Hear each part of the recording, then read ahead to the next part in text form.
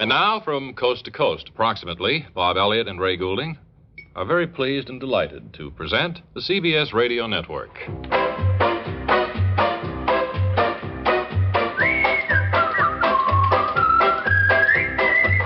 Okay, Whistlers, back again here at the Bob and Ray Show. Boy, you realize another weekend is upon us already? That's right. I want to thank you for the mail that we've received. Have any big plans for this weekend? No, just going to stay around, mow the lawn. Get that all done, huh? Yeah. I guess most people will be, too. Wally Ballou, you know, our remote broadcaster, is somewhere today. We don't know exactly. I notice the engineer is nodding, which would indicate that Wally has called in and is ready to go on the air. So come in, please, Wally Ballou.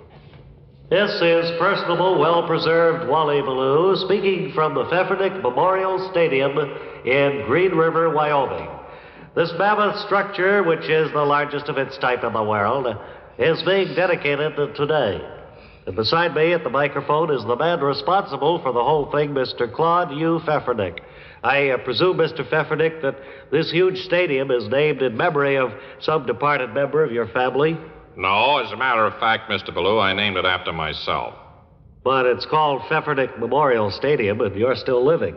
Well, it's very observant of you to notice that, and you're quite correct in saying that I'm still living. But, of course, I'm enough of a realist to know that that won't always hold true. Uh-huh. And I just didn't want to leave the job of building this memorial stadium to my wife. She'd crumb it up for sure, I know. Yes, well, I bet, Mrs. Pfeffernick, and I'd be inclined to go along with you on that. Well, I know it sounds pretty egotistical to be dedicating this stadium in memory of myself, but I've spent $33 million building the thing, and I figure for that kind of money, I can dedicate it to anybody I darn please. Well, now, the stadium certainly is a breathtaking sight when seen from the inside like this. I wonder if you'd describe it to our radio audience, Mr. Pfeffernick. Well, I'd be glad to. I get a real kick out of talking about it. Now, the stadium is a huge bowl-shaped affair, and it has an upper deck and an upper deck over the upper deck. And it provides very comfortable seating for 368,000 people. And, of course, that makes it more than 3 times as large as any other existing stadium. Actually, it makes it more than 3 times as large as any other existing stadium. Certainly is amazing. I might also mention that in the center of this huge bowl is a playing field about 70 feet long and perhaps 34 to 35 feet wide. Right, Mr. Pfeffernick? Oh, no. The field is a little larger than that. It's 1,500 feet long and 1,250 feet wide. Well, I guess my perspective from up here is a little bit off. Yes, it's quite a bit off. Well, the thing I've been wondering about are those huge concrete pillars that are planted all over the field down there. Well, now, those are quite unique, Mr. Ballou. They're 10 feet high and 3 feet in diameter, and we have 72 of them constructed on the field there. Now, you might also be interested to know that the bases for those pillars go all the way down to bedrock. They're really in there to stay. Well, what are they for?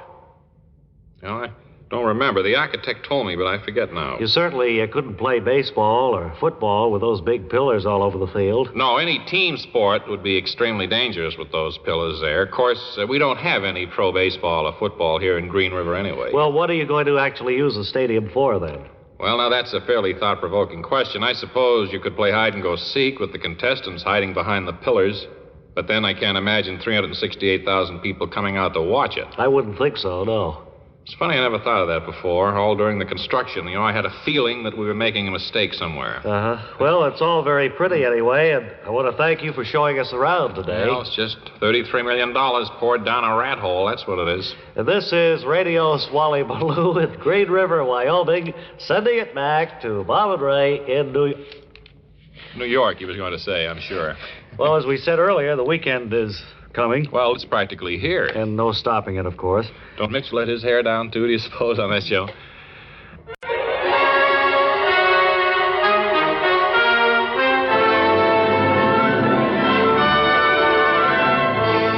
Welcome now to Whirling Birds and High Adventure as we follow Chick and NG, who are trying to build up Whirling Birds Incorporated, a growing concern.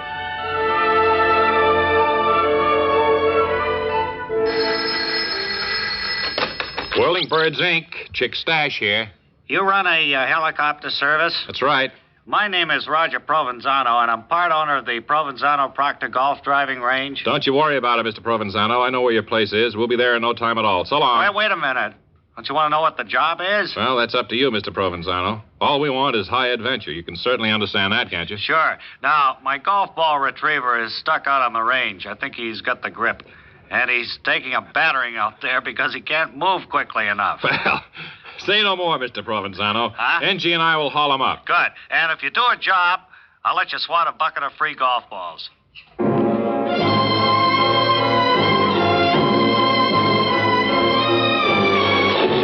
There she is, Chick Baby. Provenzano Proctor driving range. I'll swing the chopper around. Chick, look out. There's the road report's helicopter. Swing our baby around, quick. Too late, NG. We shut off his rotor vanes. He's had it. Well, there'll be a traffic jam on the turnpike tonight. Won't there, Chick Baby? I guess so. NG, we're over the Provenzano Proctor golf driving range now. Yes, and there's our man, lying between the 175 and 200-yard signs. Seems to be in bad shape. You think you'll be able to get into the Nyquist seat when you lower it? Well, I'll use the Porta-Talk amplifier and explain it to Right, him. NG. I'll swing this baby right over him. That's got it. Okay, go ahead, NG, baby. Get to work with the Porta-Talk. You, lying down there. We're going to lower a Nyquist seat. It's made of canvas and has hemp strap supports. Does he seem to understand, NG, baby? He hasn't moved, Chick. Can you lose some altitude, Chick Baby? We're at 11,000 now. Any lower, and we'd wind up with several gross of golf balls in here, boy. Well, I'll try again. Golf ball retriever. If you know what a Nyquist seat is, wave your arms. A Nyquist seat, I say. Any luck? Not yet. He hasn't waved. He's inert. Wait till I swing this baby around and have a look for myself. No, NG, it's one of two things. One, he's too ill to move. Two, he doesn't know what a Nyquist seat is. There's nothing we can do here. Right, Chick Baby. Let's move on for more high adventure. Right, NG, baby. We'll call Provenzano later and explain the limitations of an aircraft of this type. In non-technical terms, of course. Let's go, Chick. Okay, boy.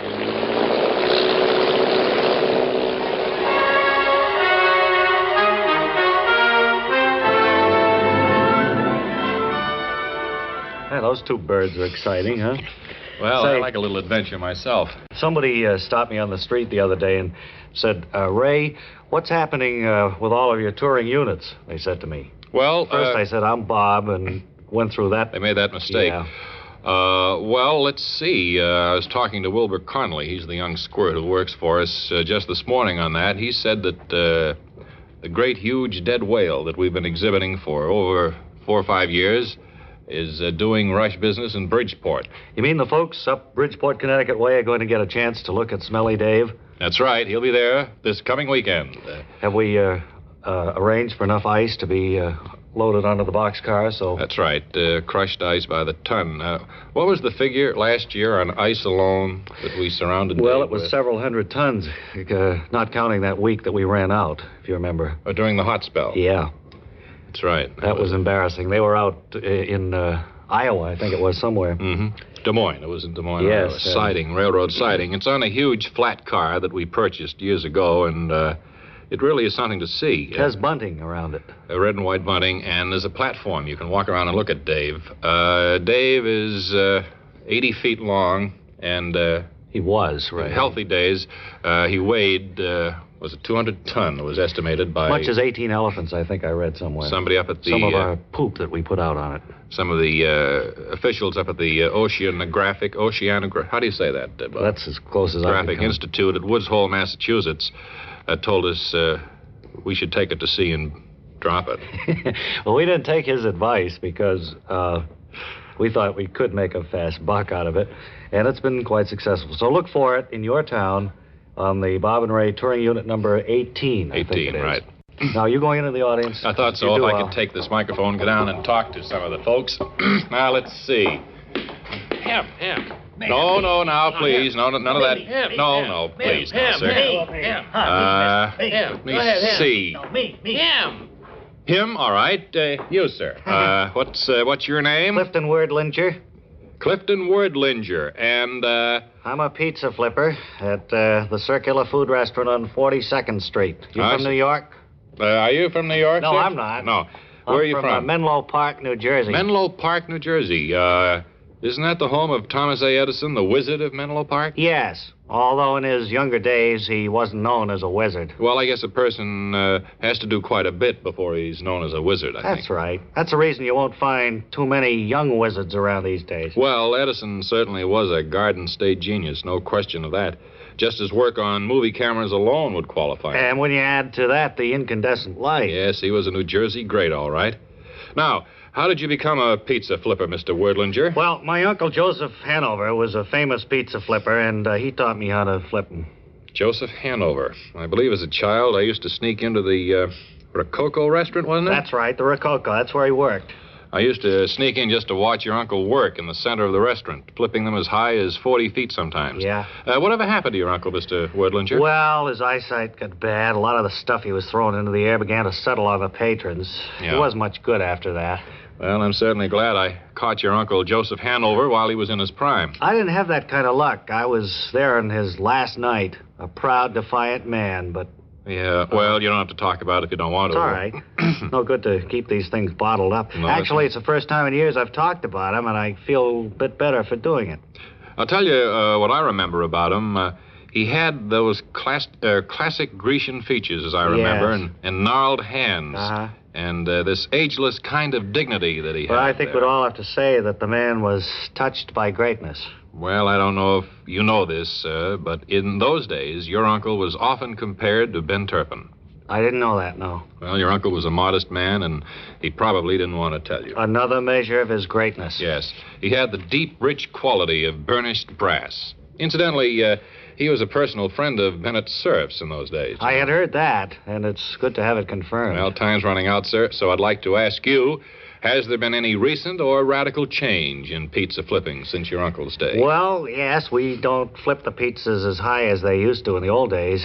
Too many pizza snatchers around. And a pizza snatcher is a person who grabs the descending pizza before it lands and runs off with it without paying? Yeah, even when we throw them up as little as 2 feet, we have to elbow our way in there to grab them. Well, that's a very unusual situation, and you've been a very unusual guest. Clifton Wordlinger, nephew of Joseph Hanover, former pizza great. Thank you. Here's your mail, Bob and Ray. Thank you very much. Let's see, is there anything important there at all? I don't know, we could rifle through it here. Maybe there's some questions that need answering All right. at the end of this second week. Well, here's one here from a person who writes, let's see, from... It's a very nice handwriting. Beautiful. The person writes from Detroit. Wants to know, Bob and Ray, could you tell us... Can you make out that word? Is that what a bulb is, an electric light bulb? Well, we could. I don't think we have time. That's funny. We were just talking about Edison there and the incandescent bulb. I don't know whether she means incandescent. I presume she does. Is it a she or he? No, it's a fellow named Steve. Uh-huh. Well, I think we'd have to take a little more time, maybe another day. Well, why don't we look it up over the weekend, and if we think of it Monday, Swell. we'll mention it. Dee. Well, Makes you want to sing, doesn't it? Yes, it does. This is the Bob and Ray Show, as that nice announcer said. Me. And we'll be here for... Which one are you? I'm the tall, good-looking one. Oh, yeah. And this is the Bob and Ray Show, as we said. Unfortunately, Flaming Bombadine can't be here today. I just had a wire from him. From the missus or from Flaming himself? From Flaming himself, and he was going to be on last Monday and couldn't make it, and he's not going to be able to make it today. Well, this is something that will happen to us from time to time. We hope you will bear with us, that when we promise to have a guest here and he doesn't show up, that there's always usually a good reason. Look, the best plans often go all to pieces. Go awry, as they say. That happens here quite frequently. You got that tape you made last night? Yes, I have. So why don't we set that up and put on the tape that I made last night, will you? Mm-hmm. Okay, good.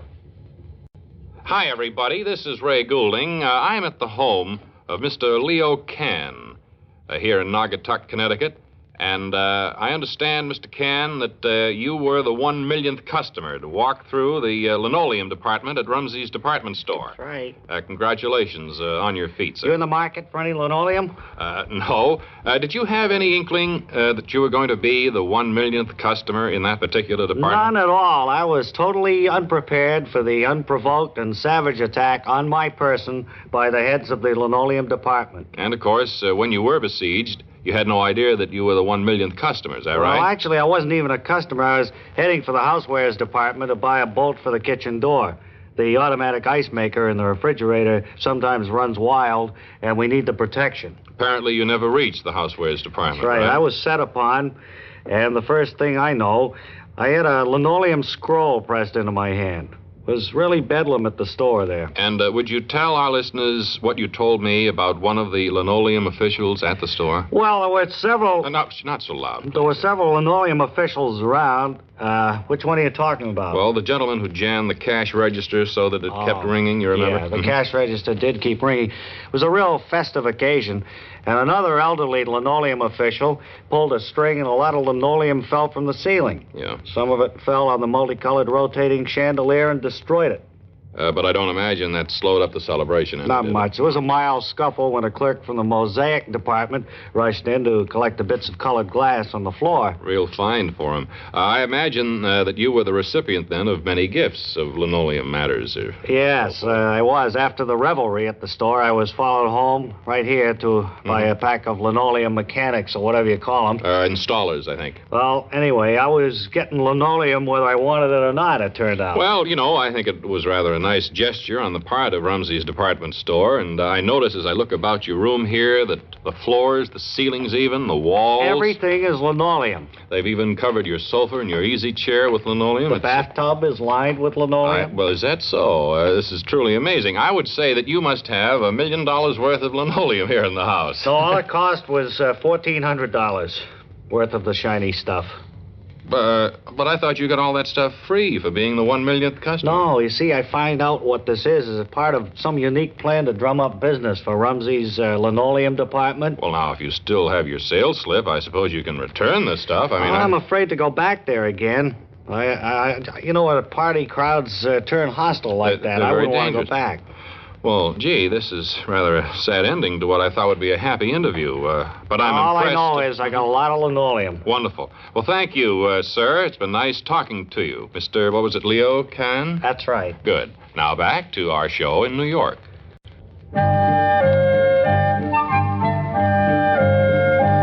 Now it's time for the further adventures of Charlie Chu, famed Oriental sleuth, and his annoying number one boy.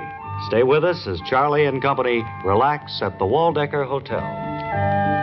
Hey, gee, Pop, sure is a dull day. Number one boy, dull too. One can learn many things from hotel room. Observe writing on back of door. All right, Pop. Now it says checkout time is 2 p.m. Guest staying after that hour will be charged for an extra day. Oh, gee, Pop, so what? Number one son, like mule. Run only when kicked. What else sign say? Well, it gives the daily rate. Just what is daily rate, number one boy? 85 cents for a double room, Pop. And number one boy learn nothing from that? Well, it's a cheap hotel room, Pop. Number one boy think as quickly as frozen food melt in steam cabinet. Perhaps faster. Now, we must find out why former occupant of room, Albert Fortescue, stay here. And not that class hotel which befits men who run Raj Cough Drop Factory. Gee, Pop, I didn't know we were on a case at all. Observe overhead fan, number one boy. Gosh, Pop, it's whirling around, and a cleaning woman seems to be stuck on one of the blades. Hey, Pop, this certainly does look like a case. Do you think Albert Fortescue murdered her? No, I think cleaning woman just got stuck on fan while cleaning. And her unfortunate demise come about when she is subjected to about 12G ride. But you haven't figured out what Albert Fortescue is doing in this room, Pop. You can't ask him because he's disappeared. Disappearance like kite in sky. It flits behind cloud, but still there.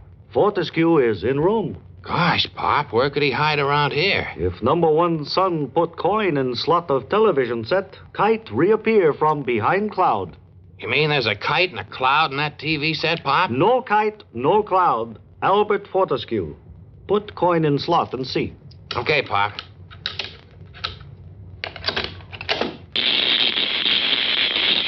Ow! Ow! Television to burn, Mr. Fortescue. He react. Gosh, Pop, how did you know he was in there? Number one son as teacher says run up Pike's Peak. Mr. Fortescue's face visible on screen for some time. And now I ask him questions. Why you stay in cheap hotel room when you can afford class hotel, Mr. Fortescue? It's not easy, Chew. Work it out for yourself. You answer because if I turn up volume on set, Mr. Fortescue, you would be uncomfortable as gypsy in auto wreck. All right, Chew, you win. The wastebasket in the room has a false bottom. And inside false area is the Flockinger bird, perhaps. That's about it, Chew. $1 million aureole made of platinum. How'd you know? Because wastebasket weighs 70 pounds. Gee, Pop, how did you know it weighed 70 pounds? Because all good detectives kick wastebasket when first come into hotel room. And if wastebasket not fall down, something in it. Fortescue know this too, correct, Mr. Fortescue? Drop dead, Chew. Number one boy, please to turn up volume to teach Mr. Fortescue lesson. Join us for the next episode of Charlie Chew real soon. Haven't heard from him for an awfully long time. It's good to hear him back again. Yes, huh? it is. Bob, I have a note here. I think that I'd like to put on the... Oh, wait a Okay, minute come on, there. sir. What is this? We're on the air in here. Thank you. that. Cleaning up the studio. What were you going to say about that? Well, I was... Just keep it down a little there, please, will you? Couldn't you wait till we're off the air, sir? We only have a few minutes left. Hmm? Oh, he's found something. Well, anyway, I can't think of this fellow in the studio. Well, do you have a note on it or something to Well, I remind had a you? note on something. Oh, that I wanted to remind everybody that if we have time today, we're going to go over some of the lost items that have been found in the good. studio. If not, we'll do it some later time. Are you most through there? I wouldn't Isn't think it- they'd let a thing go on like that. Well, he's That's gone good. anyway. Thanks. Well, that's good. Let's get to Faces in the News, then. All right.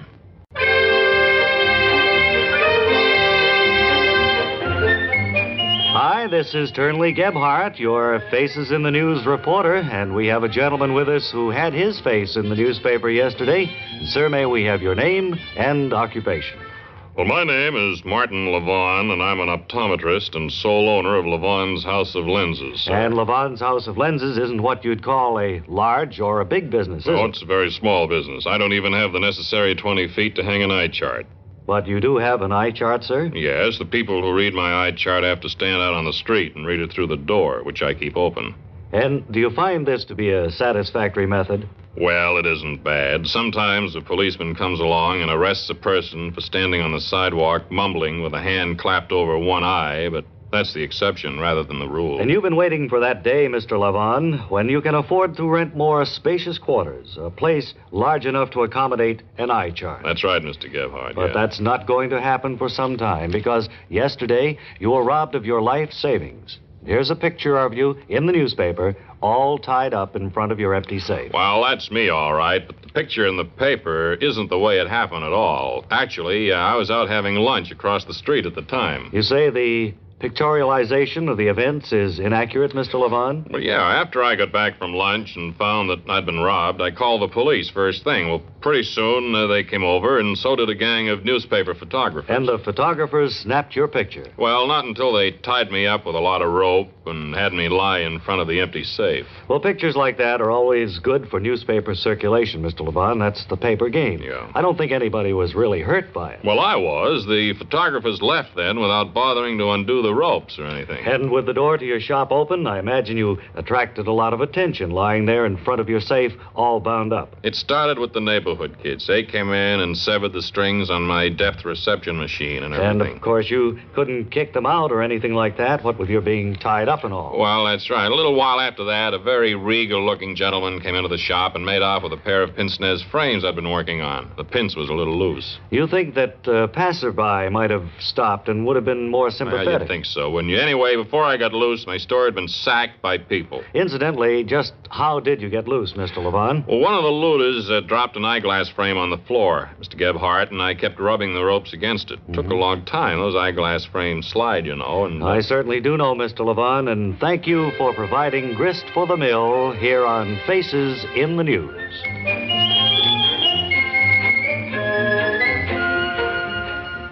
We going to have time for any of those items today? Yeah, or it do you seems to me think we so? do have some time.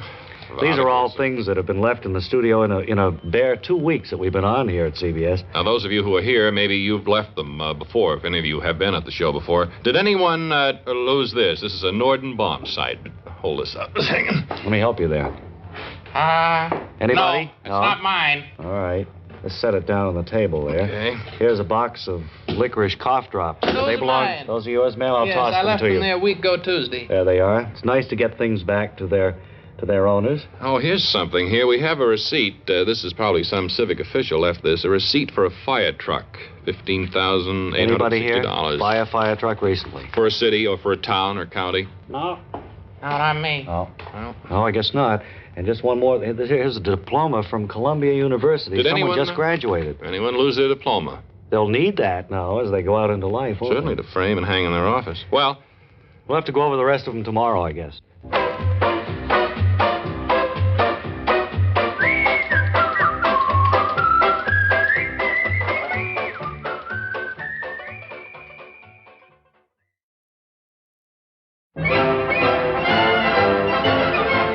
And hello again, sports fans. This is Biff Burns in the Biff Burns Sports Room, ready to interview another outstanding figure in the sports world. In this case, our old friend Bill Hockey of the Indiana Mustangs, funky shortstop, who just this past week was sent down to the minors.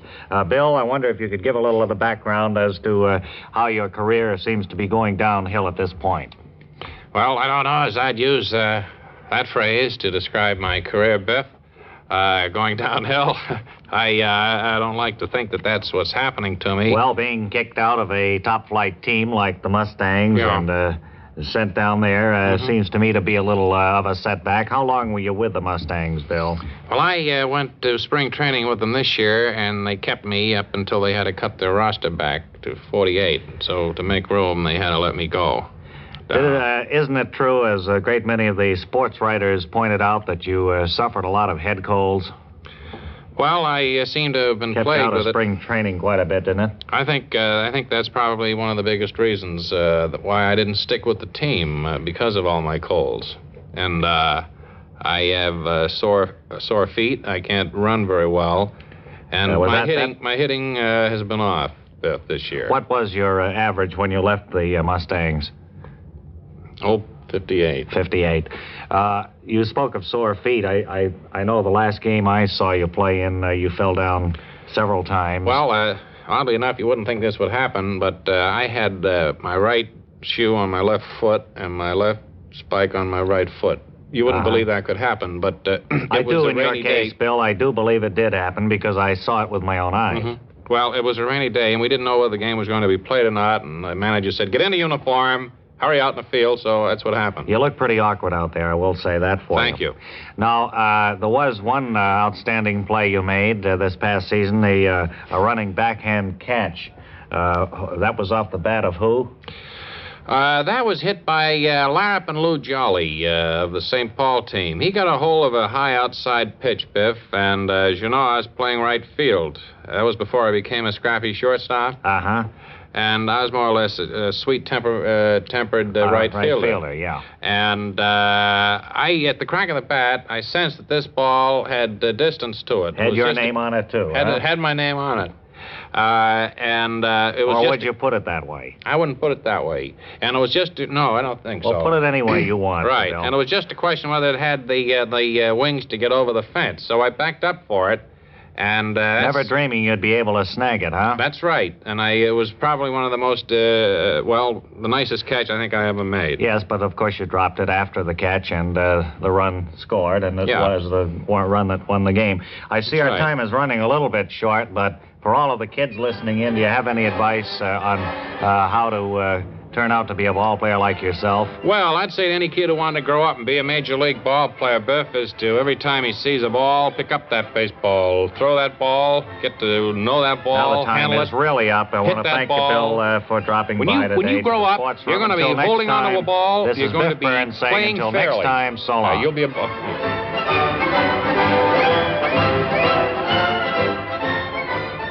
From our New York studios now, it's a pleasure to welcome two of our distinguished friends. who have made a mark for themselves in the music business in the past couple of years, the McBeebe twins, Claude and Clyde, and their orchestra. How are you, fellas? Well, just fine, Bob and Ray. And it's sure great to be back here in New York and talking with you two fellas. I understand. Go ahead. Go ahead. I was going to say, you say back in New York, you must have been traveling quite extensively then since your last visit. Well, with our orchestra, we just concluded a wonderful 3 weeks at the PX at Cape Canaveral. Where? Cape Canaveral. Oh, in Florida. Were you down there for the launching of the Explorer? We came in after that. After they had shot the Explorer off. And it went into orbit. We booked ourselves into the PX there, and we played for dancing. Well, there must have been a great deal of dancing and rejoicing once it was successful. Where is your current stand here in New York? From here, we're going to Maine. Have you ever heard of Bailey's Mistake? Yes, as a matter of fact, I have. It's way up near the Canadian border, isn't it? Is it that far up? Well, we thought it was more around Portland, but it's way up, eh? Yes, should be about a 2-day trip if you want to take it easy and drive. Did you ever hear of an Ed's Bar and Grill in Bailey's Mistake? No, I don't believe I ever did. Well, they didn't want the entire orchestra. They just wanted a piano and a violin and a sax. Did you have those 3 instruments? Yes. And, of course, we're taking the girl singer and the boy singer. In our bus. Oh. We have a bus. Well, we hope we'll be hearing from you from up there, and that on your way back you'll stop in and let us know how things went. And you folks in the Bailey's Mistake area, be sure and watch for the McBeebe twins and their orchestra. It's a good evening of music, fine, clean entertainment. Thanks again, fellas. Thank you very much, Bob Ray, and may continued good luck. Dog your trail.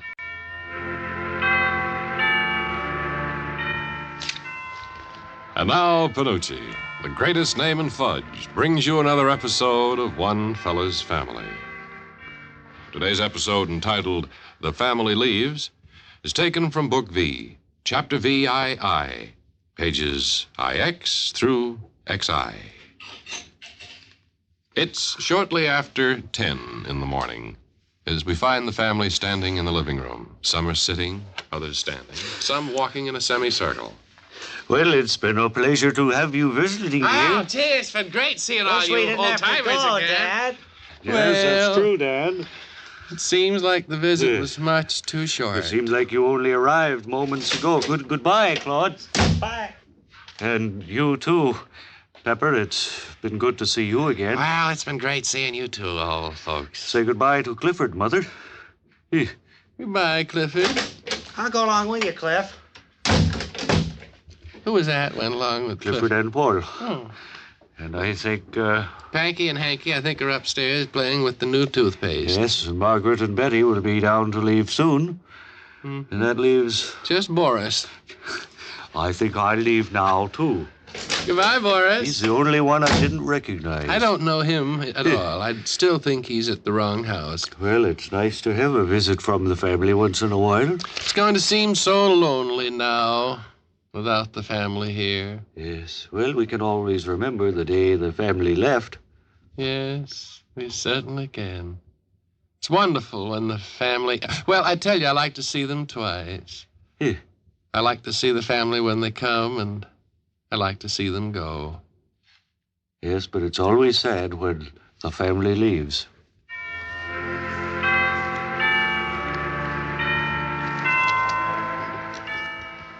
You have been listening to One Fella's Family, brought to you by Panucci, the greatest name in fudge. Today's episode, entitled The Family Leaves, is taken from Book V, Chapter VII, pages IX through XI. One Fella's Family is written and produced by T. Wilson Messy. This is a Messy production.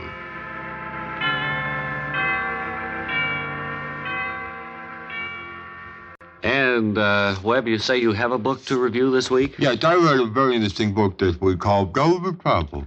Well, this is another in the series of Webley-Webster book reviews. Gulliver's Travels That's dealt why. with the Lilliputians and Gulliver in different parts of the world. I hope your dramatic group has taken one of the most exciting of the scenes. Yes. The Webley-Webster book review players have taken the scene that takes place about 8 miles out to sea. With Gulliver, you mean? Yes, and they're on Well, I don't board the remember. boat. And we're looking on it, we read see the the book. mean old pirate captain. Matey, Aye, aye, sir. what be ye doing up here so close to the deck, matey? I just came down from the crow's nest. Why, you... No, oh. Up off the deck, laddie. Begging your pardon, Captain. I merely answered your question. I came down from the crow's nest. Why... No, oh. Now then, off the deck, laddie. That ain't no way to be talking to the captain of this here tug now, is it? You want for me to be going for the captain's port? Why, you... No, oh. Now then, can ye keep a civil tongue in ye head, Jackie boy? I believe so, sir. Why, you... No. That ain't no answer to be giving your old captain now, is it? Hey, Captain, sir. Look over there.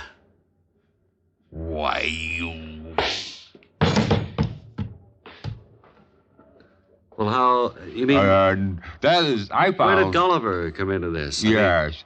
That's the most exciting part of the whole book, I think. Gulliver's Travels. I recommend it for the children. All right, that's the book for this week. Yes. Cross town now to the Bob and Ray Gourmet Club and our two reporters, Clyde and Claude. Good afternoon, everybody, and welcome once again to the delightfully appointed Gourmet Club. There is a wonderful turnout of members and friends here at the Gourmet Club today. Seems to be an excellent turnout of luminaries particularly from show business in Hollywood today. I wonder, Claude, if we could pass our Gourmet Club microphone around to the various members of the audience and let them sign in, so to speak. All right, sign our guest book verbally. All right, if you will. This is Bing Crosby. Hello, Bing. Welcome. This is Gregory Peck. Hello, Gregory. Glad you could be here. This is Tallulah Banks. I recognized you, Tallulah. This is Dorothy Lamour. Hello, Dorothy Lamour. Welcome to the... This is Frank Sinatra. Hello, Frank. Thank you for dropping by. This is Clark Gable. That's Clark Gable. Just a moment. This is Claude Rains. Oh, excuse me, that's Claude. Claude Rains. Now a message from Roy Rogers. Just a moment. The sandwich of a famous person will be delivered here to the podium as soon as we hear the trumpeter's fanfare.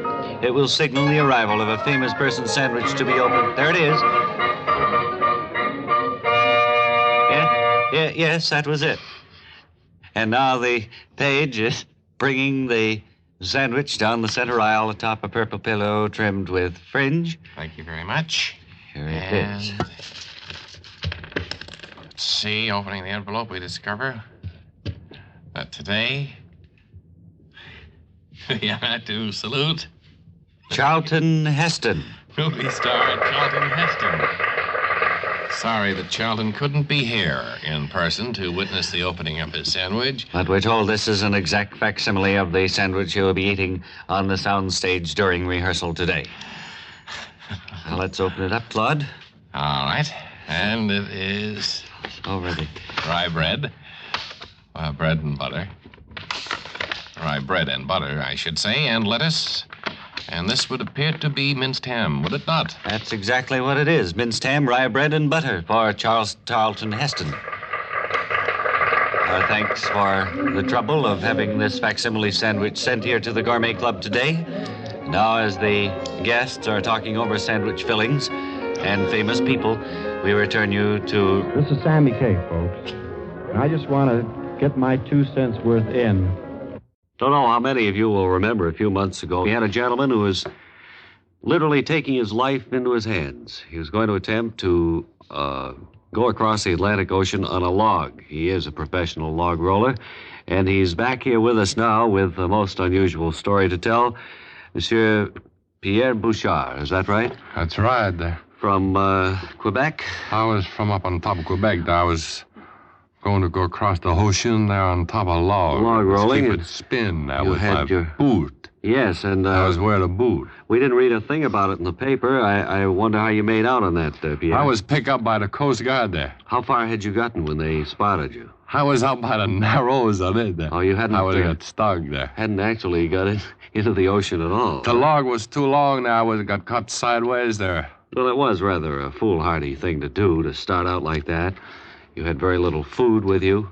Well, the food I was have on top of a knapsack. It was attached to my back there on a Hudson Bay jacket there. Yes, I know. I was wearing these jackets that keep me warm on top of the ocean there when the breeze was come. When they picked you up, were you all wet? I was all wet all over there. The spray on it there was come up and hang on top of the jacket and freeze there. Well, now, you came back. They brought you back, and after you dried out, what was the next step you did? Next step, I was pinned there. Why was that? Disturbing the ocean there somehow. There was some charge there. Well, causing a disturbance. I was make several boats back up there. Couldn't get through the narrow on it. Well, it was a good try. You certainly had your courage about you. I have my courage there. I was brave there, but dumb, you know. And have you given up now all of your hopes of crossing the ocean on such a precarious perch as a log? What do you mean? By that I mean, are you ever going to try anything? Oh, like yes, this? I will try again there sometime, maybe on top of the summer when the water don't freeze on it. Well, that might be on a little top more of the jacket. Comfortable time to go. I was look like a cube there. Ice cube there. Well, good luck, My Pierre. boots was freeze up. I got all cold all over there. I can well imagine. Coast Guard was saving me there on a buoy bell there. Something I wouldn't want to try to do. I hung on top of buoy bell there. Yeah. Well, thank you for coming up and finishing your story that you began several months ago. It's been a pleasure to see you again. Thank you there. It was always good to come on top of the corridor program. Now, round the corner and up your street comes the homely poet-philosopher, Charles. For some girls are quickly forgotten.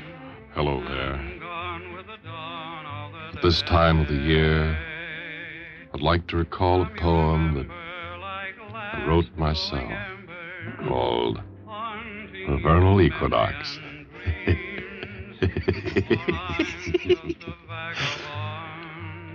As the sun journeys north and crosses the equator, and the pretty little tulip lifts his head to the sky, and I think of you, and I remember... Charles the poet will be around your way sometime real soon. And until his next visit, won't you remember his words of advice? Goodbye.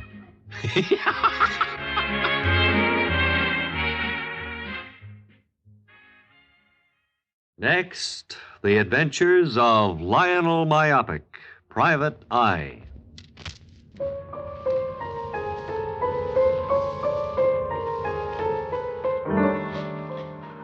That's right. You spell my name right, that's all on the check. See, I get paid for things I do. Oh, I don't work up a big sweat.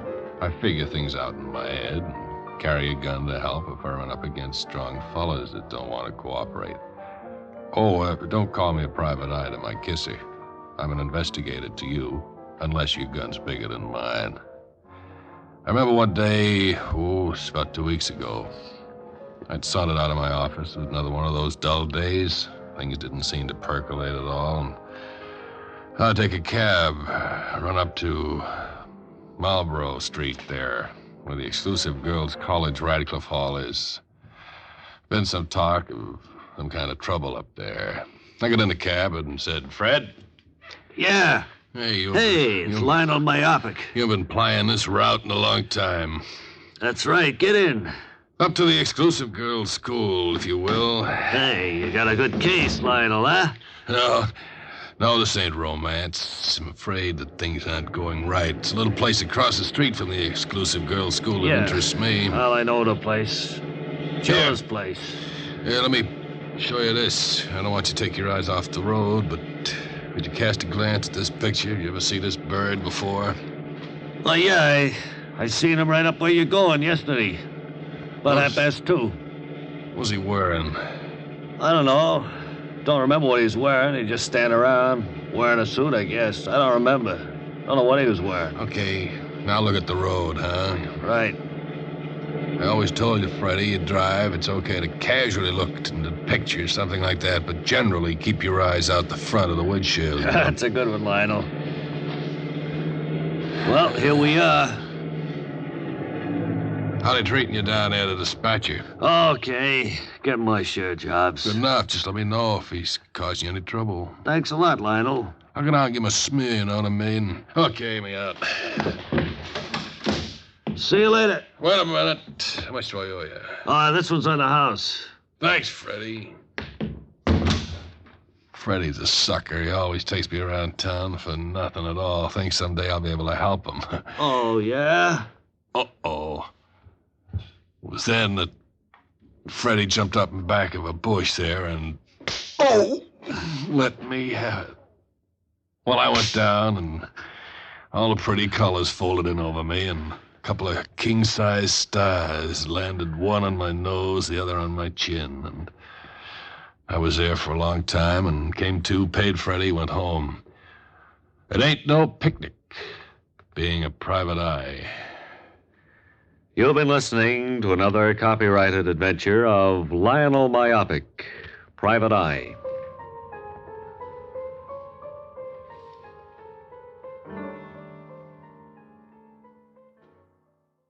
Here's Natalie attired, ladies and gentlemen, which means it's song-saying time.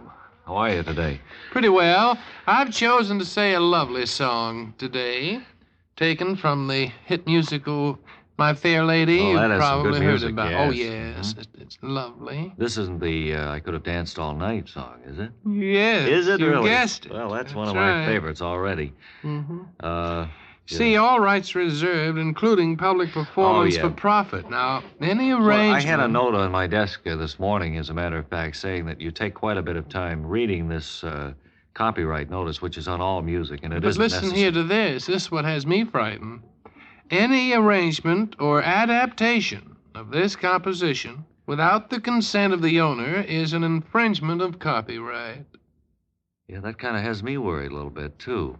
It has me worried, too, Mary, and I'm not the worrying kind. I'm usually very optimistic, but I think that's... that could be serious, Ray. There's no question about it. And, Natalie, I don't really know whether we should go ahead with this or not. Well, I'll risk it. Eddie, you all set? I wouldn't if I were you. Yeah, I'm okay. Although I'm a little worried about the copyright restrictions on this. Yes, any arrangement or adaptation, it says, of this composition. Right. Not be used without the express consent of the copyright It doesn't owner. say express. It says without the consent. More direct that way. Yes. They say it's an infringement of copyright, I don't Eddie. know Mr. Lerner or Mr. Lowe, do you? No. I don't know them either. I don't. I've never met them. I've heard their talents for a long time. Let me see if there's I anything wouldn't if on it the looked, other side. Natalie, Wait, if let me it were look me, here. I wouldn't. Maybe there's something over here. No. It says all rights are reserved. Let's forget it, huh? Mm-hmm. Well, all right. Or at least... Well, maybe let Eddie play the drum solo. All right. Eddie, just a solo. That's better. That's safer. They won't recognize the melody this way.